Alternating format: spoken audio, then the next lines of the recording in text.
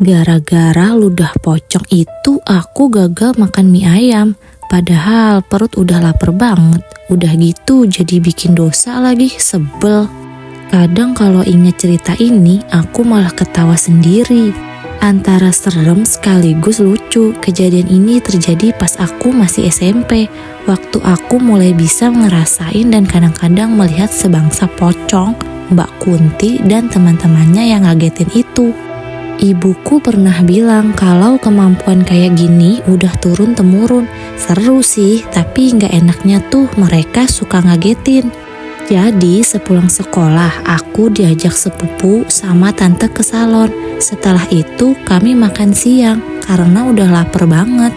Tanteku asal nunjuk aja warung yang deket salon. Tanteku nunjuk warung mie ayam yang terlihat lumayan ramai. Aku sama sepupuku nurut aja, udah lapar banget. Warung mie ayam itu gak terlalu besar, terus maaf ya, tempatnya agak suram. Rasanya agak sengap, tapi rame banget. Tanteku sih malah heboh. Kata dia kalau ramai pasti enak, apalagi waktu lihat porsi mie ayamnya yang banyak banget. Dan ngebayangin segernya minum es teh pas siang-siang begini.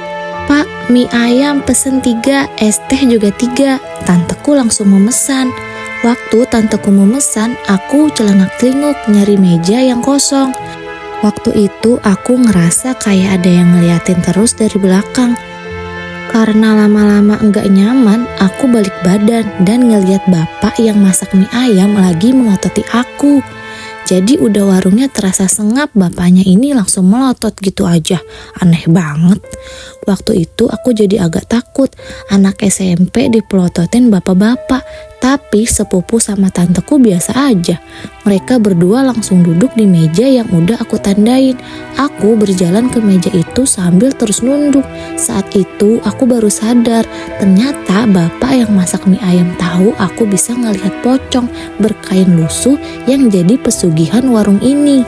Tapi kan aku cuma bisa ngeliat, gak bisa ngusir atau ngapa-ngapain kalau lihat sebangsa pocong atau Mbak Kunti. Jadi waktu pelayan membawa pesanan kami, aku bisa ngelihat pocong dengan kain kafan yang udah lusuh itu ikut mendekati meja kami. Ketika nampan berisi mie ayam dan es teh ditaruh di meja kami, pocong itu sedikit membungkukkan badan. Dan yang terjadi kemudian bikin aku shock. Pocong itu meludahi mie ayam yang kami pesan. Rasa jijik bikin aku merinding. Habis itu aku gak ngerasa takut, tapi mau marah. Makanan kok diludahin sih? Waktu itu aku masih gak tahu kalau ludah pocong salah satu bentuk pesugihan. Bikin warung mie ayam ini jadi laris banget. Saat itu aku membatin, jahat banget sih kamu ludahin makananku. Habis ngebatin gitu, pocongnya nengok ke arahku. Sama kayak bapaknya yang masak mie ayam. Pocong yang kainnya lusuh itu melototiku. Kelihatan kayak orang lagi marah. Ini pada ngapain sih, suka banget pada melotot. Dan sepertinya hari itu adalah hari sial bagiku. Bapak yang masak mie ayam itu ikut melototi lagi ke arahku. Seolah-olah si bapak ini tahu aku sama pocong ini lagi starring kontes. Jadi aku dipelototin sama bapak-bapak dan pocong ini. Gak mau kalah, aku pelototin balik dong. Aku udah dalam posisi gak lagi takut, tapi marah. Udah jadi gak selera makan, padahal lapar banget. Diludahin, masih dipelototin. Si pocong yang masih melotot itu lama-lama kayak kebingungan. Ngapain kamu? Aku ngebentak dia dalam hati. Mungkin kalau ada orang lihat kami kayak orang lagi pacaran, saling tatap, terus ada os drakor. Terus rambutnya yang cewek disibak ke telinga sama cowok. Cowok sama cewek ini makin deket. Pas mau ciuman, baru sadar yang cewek itu aku. Terus yang cowok itu pocong, romantis banget. Yang bikin aku tambah sebel itu ada 3. Pertama, sepupu sama tanteku nggak sadar aku lagi dipelototin bapak-bapak yang masak mie ayam. Kedua, sepupu sama tanteku nggak bisa lihat pocong. Jadi cuma aku yang dipelototin.